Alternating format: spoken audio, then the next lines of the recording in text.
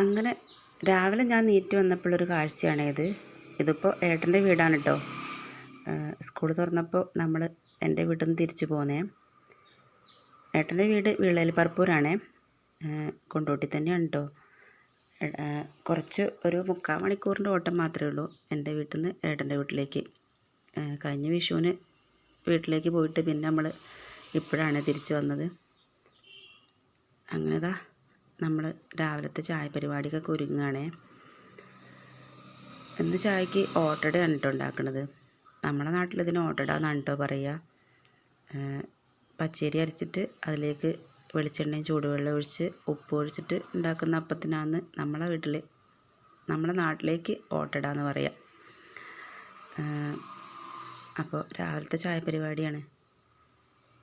ഇതുവരെ ഇതൊന്നും ചെയ്യാത്തതുകൊണ്ട് മാവ് കൂട്ടിയാൽ നന്നാകുമോ എന്നൊക്കെയുള്ളൊരു സംശയം ഉണ്ടായിരുന്നു കേട്ടോ. കാരണം വീട്ടിലാവുമ്പോൾ അമ്മയാണ് ഒക്കെ ചെയ്തത്. നമുക്ക് വന്നിട്ട് കഴിച്ചിട്ട് പോയാൽ മതിയായിരുന്നു. ഇവിടെ എത്തിയപ്പോൾ നമുക്ക് അതൊക്കെ ആ ഒരു രീതിയൊക്കെ മാറി. ഇവിടെ ഇപ്പോൾ നമ്മൾ അമ്മയാണ്, മരുമോളാണ്, ഭാര്യയാണ്.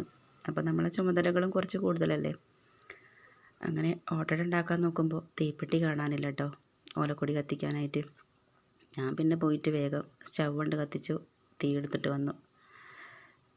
ഈ ഒരു വീഡിയോ കാണുമ്പോൾ ചിലപ്പോൾ ഏട്ടൻ എന്നെ ചീത്ത പറയും കേട്ടോ. നമുക്ക് ബുദ്ധി ഇല്ലാത്തതുകൊണ്ടാണ് ഈ പണിയൊക്കെ ചെയ്യണമെന്ന് പറയും. പക്ഷെ ആളോട് ഞാൻ തീപ്പെട്ടി കൊണ്ടുവരാൻ പറഞ്ഞിരുന്നു. ആളെ മറന്നതാണേ. പക്ഷെ ആൾ മറന്നാലും ചിലപ്പോൾ എന്നോട് പറയും തീപ്പെട്ടി തീരാൻ കാത്തു നിൽക്കരുതല്ലോ, അതിന് മുന്നേ പറയണ്ടേന്ന് വയ്ക്കും. എന്തായാലും കുറ്റം എനിക്ക് മാത്രമാവും കേട്ടോ. അതങ്ങനെ തന്നെയാണല്ലോ അല്ലേ. അവരെന്ത് ചെയ്താലും കുറ്റം ഉണ്ടാവില്ല, അമ്മക്കാർക്കും കുറ്റം വരിക.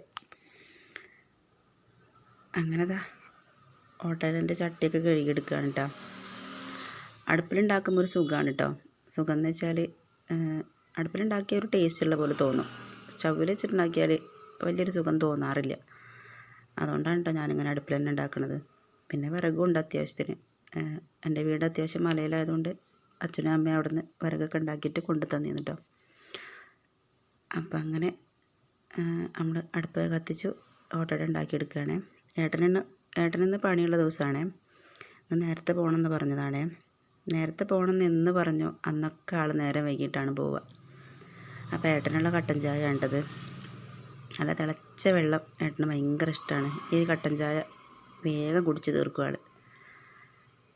അപ്പോൾ കട്ടൻ ചായ ഒക്കെ കൊടുത്ത ശേഷം ആൾ പിന്നെ പോയി കുളിച്ചൊക്കെ വന്നു.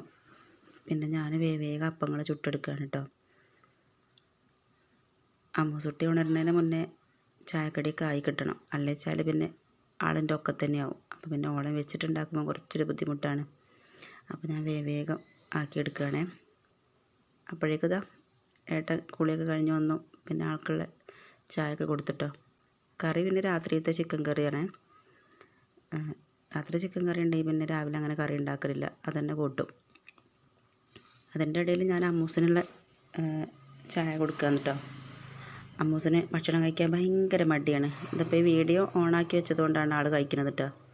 2 വയസ്സും 4 മാസവും ഉണ്ട് ആൾക്ക്. പക്ഷേ കണ്ടാൽ 1 വയസ്സായ പോലെ തോന്നുള്ളൂ. ഭക്ഷണം കഴിക്കാൻ മടിയായതുകൊണ്ടാണ് കേട്ടോ അങ്ങനെ. ഭക്ഷണത്തിൻ്റെ കുറവ് നന്നായിട്ടുണ്ട് ആൾക്ക്. പിന്നെതാ അച്ഛൻ പോകുമ്പോൾ സ്ഥിരമുള്ള കലാപരിപാടിയാണ് കേട്ടത്. പോണ സമയം അച്ഛന് വൈകുന്നേരം കൊണ്ടുവരാനുള്ള ലിസ്റ്റ് കൊടുക്കലാണ് ഇപ്പോൾ ഇത്. അച്ഛാ ബൂസ്റ്റ് വേണം, ഹോർലിക്സ് വേണം എന്നൊക്കെ പറയണ്ടാണ് മോള്. എന്നും അമ്മൂസുട്ടി കരയിലാണ് കേട്ടോ. ഇന്നിപ്പോൾ ആളിതാ നന്നായിട്ട് ടാറ്റ കൊടുക്കുകയാണേ. ഞാൻ പറയും രാവിലെ തൊട്ട് വൈകുന്നേരം വരെ ഞാൻ നോക്കിയാലും കുട്ടികൾക്ക് നിങ്ങളെയാണ് കാര്യം എന്ന് പറയും കേട്ടോ. കാരണം എൻ്റെ നുള്ളലും പിച്ചലും ചീത്ത പറച്ചിലൊക്കെ ഒരിങ്ങനെ കേൾക്കല്ലേ. അച്ഛൻ രാവിലെ പോയിട്ട് വൈകുന്നേരമല്ലേ വരുന്നുള്ളൂ. അപ്പോൾ പിന്നെ ആളെ ഭയങ്കര ഇഷ്ടമാണ് രണ്ടാക്കും. അല്ലെങ്കിൽ ഈ പെൺകുട്ടികൾക്ക് അച്ഛന്മാരോടാണ് കൂടുതൽ ഇഷ്ടം എന്നെല്ലാവരും പറയും. ഞാൻ പറയും ശരി തന്നെയാണതെന്ന് ഞാൻ എപ്പോഴും പറയും കേട്ടോ. പിന്നെ അതിൻ്റെ ഇടയിൽ ഞാനും ചായയൊക്കെ കുടിച്ചു വേഗം പാത്രമൊക്കെ കഴുകി വെക്കുകയാണ്. പാത്രം കഴുകലും കാര്യങ്ങളൊക്കെ നടക്കുന്നുണ്ട് കേട്ടോ അതിൻ്റെ ഇടയിൽ. അതൊക്കെ കഴിഞ്ഞിട്ട് വേണം നമുക്ക് കോഴിക്കുട്ടികൾക്കുള്ള ചോറൊക്കെ കൊടുക്കാൻ. കോഴിക്കുട്ടികളെ വിട്ടിട്ടില്ല കേട്ടോ. കോഴിക്കുട്ടികളെ നേരത്തെ വിടാത്തത് എന്താണെന്ന് വെച്ചാൽ കോഴിക്കുട്ടികൾ അടുത്തുള്ള വീട്ടിലൊക്കെ പോയിട്ട് സകലതും കൊത്തി പെറുക്കി തിന്നു. നമുക്കൊരു 8-9 കോഴിക്കുട്ടികളുണ്ട്.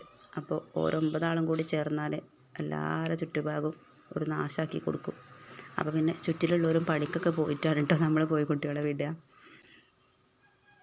വലിയ കോഴിക്കുട്ടികളായിട്ടുണ്ട് കേട്ടോ. വിൽക്കുകയാണോ വേണ്ടത് അറക്കുകയാണോ വേണ്ടതെന്ന് അറിയില്ല എന്നറിയപ്പോയിട്ട് അറക്കത്ത് നിന്നാൽ നമുക്ക് തോന്നില്ല കേട്ടോ. കാരണം നമ്മളെ കുട്ടികളെ നമ്മൾ നോക്കി വളർത്തിയതല്ലേ. അപ്പോൾ വിൽക്കാമെന്ന് പറഞ്ഞ് നിൽക്കുകയാണ് കേട്ടോ. 8-9 ആൾക്കാരുണ്ട് കേട്ടോ. അപ്പോൾ അതാ റൂമിലുള്ള കുത്തിമറയിലാണ് ഇപ്പോൾ സോഫയിൽ കിടന്ന് കുത്തി മറിയണ കണ്ടോ. അമ്മൂസുട്ടി ഭയങ്കര വികൃതിയാണ് കേട്ടോ. എപ്പോഴായാലും സോഫയിൽ കസേരയിൽ എത്തിയിരുന്നു ഞാൻ. ഇപ്പോൾ കണ്ട സോഫയിൽ കയറി കൂടിയിട്ടുണ്ട്. പിന്നെ ഈ കൊച്ചു ടി വിയാണ് ഒരു സമാധാനം. റോഡ് സൈഡ് തന്നെ വീടായതുകൊണ്ട് എവിടേക്കും എപ്പോഴായാലും നമ്മളൊരു കണ്ണ് വേണം രണ്ടാളെ ചുറ്റിലും. അപ്പോൾ പിന്നെ ഞാൻ കൊലായൊക്കെ വേഗം കുറ്റിയിട്ട് വെച്ചതാണ്. എന്നിട്ട് പിന്നെ അകത്തന്നെ നിന്ന് കളിച്ചാൽ മതി എന്ന് പറഞ്ഞിട്ട് രണ്ടാളെയും പിടിച്ച് അകത്താക്കിയതാണ്.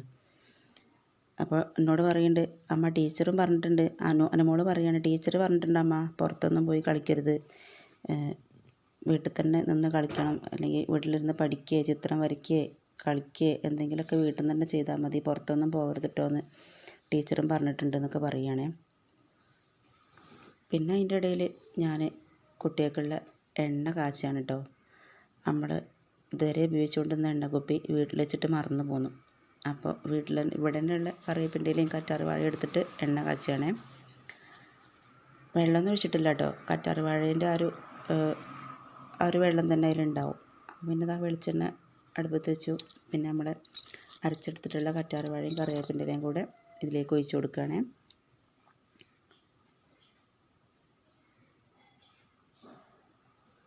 ഇങ്ങനെ കാച്ചിയെടുക്കാത്ത വെളിച്ചെണ്ണ രണ്ടാക്കും പറ്റൂല കേട്ടോ.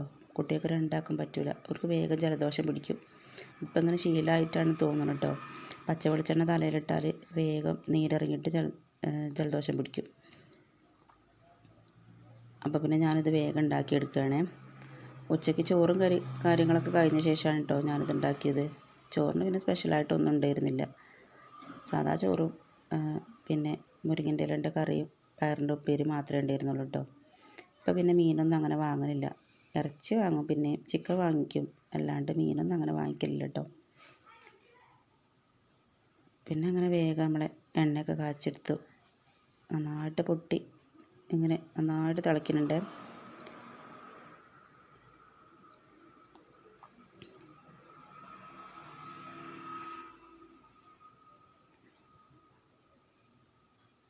അങ്ങനെ നമ്മളെ കറിവേപ്പിൻ്റെയിലയും കറ്റാർവാഴ ഇട്ടിട്ടുള്ള എണ്ണയൊക്കെ ആയിട്ടുണ്ട്. അപ്പോൾ ഇന്നത്തെ വിശേഷങ്ങൾ ഇത്രയൊക്കെ തന്നെ ഉള്ളൂ. ഇഷ്ടമായാൽ വീഡിയോ ലൈക്ക് ചെയ്യുക, ഷെയർ ചെയ്യുക, സബ്സ്ക്രൈബ് ചെയ്യുക.